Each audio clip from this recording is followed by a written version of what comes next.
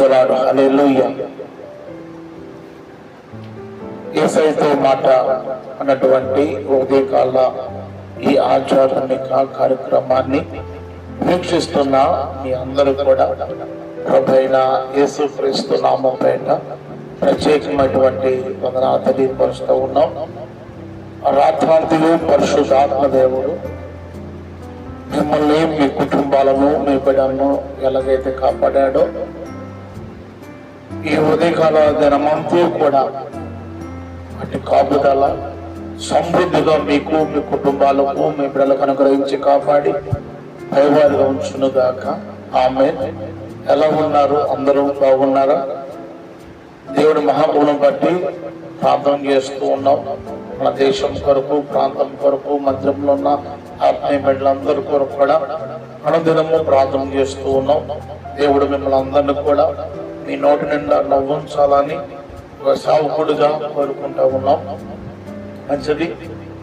ఈ ఉదయకాల వాగ్దానము ఒకసారి మనందరం కూడా ధ్యానం చేసుకుందాం. సామెత గ్రంథము 12వ అధ్యాయము 19వ వచనం చదువుదాం. నిజమాడు ప్రజలలో నిత్యము స్థిరమై ఉండను, అబద్ధమాడు నాలుక క్షణమాత్రమై ఉండను. దేవుడి పరిశుద్ధ వాగ్దానము మన వినికిల్లో దేవుడు దీవించునుగాక. ఆమేన్.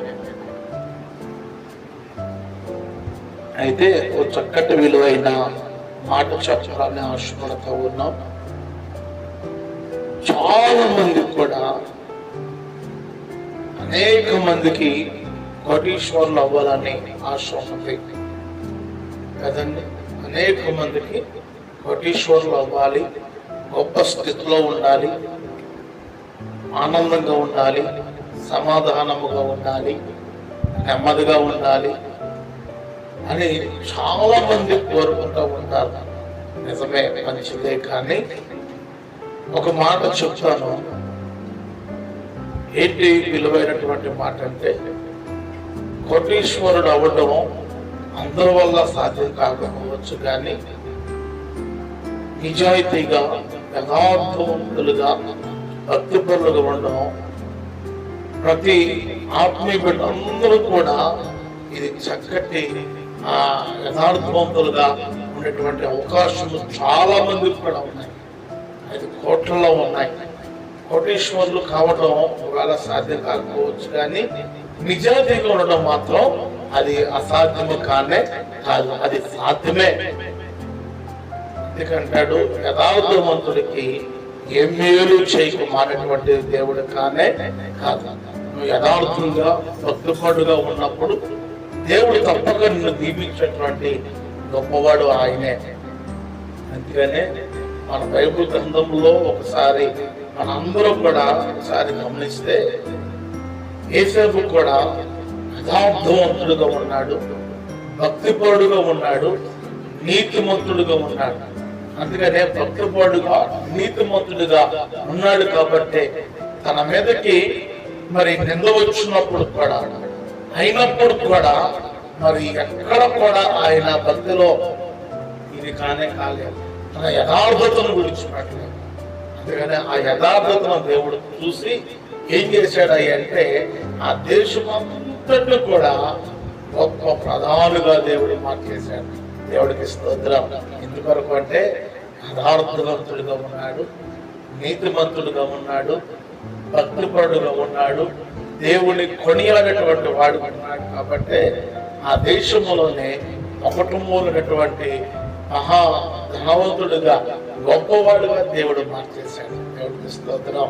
దేవుడు నువ్వు కూడా యేసేపు వాళ్ళ వెనకాల ఉంటే కనుక దేవుడు నిన్ను, నీ కుటుంబాన్ని, నీ బిడ్డలను, నీ యజమానురాలను దేవుడు దీవించడానికి సిద్ధంగా ఉన్నాడు. కాబట్టి మనం కూడా దేవుని యొక్క భక్తిలో పెరుగుదాం, దేవుని మార్గంలో ఉన్న. అందుకంటాడు, యెహోవా యందు భయభక్తులు గలవాడు ఇలాగున ఆశీర్వదించబడతాం. కాబట్టి భక్తులు అనేకులు దీవించబడ్డారు. ఆ దీవెన మీకు, మీ కుటుంబాలకు సమృద్ధి అనుగ్రహించి కాపాడును గాక. ఆమేన్. అందరూ తల వచ్చినట్లయితే చిన్న ప్రార్థన చేద్దాం. ప్రభువా నాయన, ఈ ఉదయకాల సమయంలో యేసయ్యతో మాట అనేటువంటి ఈ ఆధ్యాత్మిక కార్యక్రమాన్ని వీక్షిస్తున్న బిడ్డలందరూ కూడా ప్రత్యేకమైనటువంటి ఆశీర్వాదములతో ప్రభావం నింపండి. బిడ్డలందరినీ స్వస్థపరచు. యేసేపును దీవించినట్లుగా బిడ్డలందరూ కూడా దీవించండి నాయన. అయా ప్రభా, నీ రాకడలో ప్రభా మేము కూడా అయా ప్రభా నాయన నీతిమంతులుగా భక్తిపరులుగా ఉండి ప్రభా నమ్మకమైన మంచి అవసరాలు తెచ్చుకున్నటువంటి ఆ ధన్యత దయచేయమని కోరుచున్న ప్రభా ఈ వదికలకు దీవున ఆశీర్వాదము మేలులు కాపుదల దీర్ఘాయువును సుగంధపడుకు సంవత్సరాలు ఉన్నతమైన స్థితిలో ఉంచమని యేసు నా పడుకున్నాము తండ్రి. ఆమేన్. తండ్రికి కుమారునికి అసలైన సహవాసం ఇప్పుడు మనకు సకల పశువులకు ఈ కార్యక్రమాన్ని వీక్షిస్తున్న ప్రతి వారు కూడా ఇమానుయేలుగా నడిపించి కాపాడి ఎవరు కూర్చుందాక. ఆమేన్, ఆమేన్, ఆమేన్. అందరికీ వందనాలు. దేవుడు మిమ్మల్ని, మీ కుటుంబాలను, మీ చేతి పనులు, మీ ఉద్యోగాలు, మీ వ్యాపారాలు అన్ని కూడా మీ పిల్లల చదువు అన్నింటిలో కూడా దేవుడు స్థిరపరిచి దైవాలు కూర్చుందాక. ఆమేన్. ఇంకొక చిన్న విన్నపం చేయాలని ఆశపడుతూ ఉన్నాం. ఈరోజు ఉదయకాల సమయం ప్రభుత్వ ఆరాధన కదా. ఈరోజు 10:30 గంటలకు మందిరములో, పేదల ప్రార్థనా మందిరములో ఆరాధన ఉంటుంది. ఎవరైతే ఆత్మీయ జీవితంలో ఇంకా బలపడాలి, ఇంకా విశ్వాసంలో ఎదగాలని ఆలోచన చేస్తూ ఉన్నారో అలా ఆలోచన చేస్తున్న పెద్దవారు కూడా ఈరోజు ఉదయం 10:30 గంటలకు ఆరాధనలో ఏకీభవించి చక్కగా దైవ ఆశీర్వాదం పొందాలని ప్రేమతో మిమ్మల్ని అందరూ కూడా ఆహ్వానిస్తూ ఉన్నాం. అందరికి వందనాలు. బలమైనది నా యేసుని నోటి మాట, యేసయ్య మాట జీవపూట, పరముకు నడిపించు బాట, యేసయ్య